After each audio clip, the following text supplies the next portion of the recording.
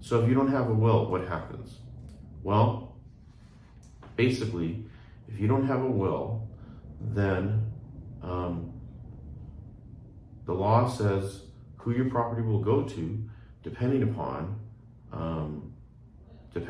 your situation. If you are single, no spouse, and you have parents, then your property would all go to your parents.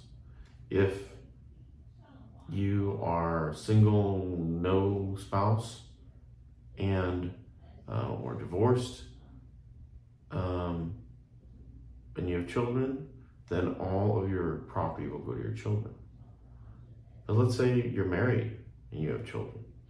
Well, if you're married and you have children, and you have community property and separate property, well, the community property will all go to your wife. If you have no children and you're married, then all of your separate property will go to your wife. If, however, you have children, then again, now this would also apply if you had siblings or parents but no children and you have a spouse.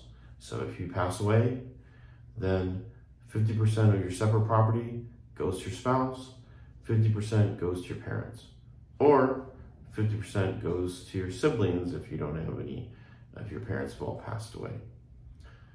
So basically, intestate means that the government decides who your property goes to. Now, if you say, well, my siblings don't need my property, or I have not talked to my parents or my siblings for 20 years, I want it all to go to my wife and my children, or all to go to my wife, because I don't want it to go to my family.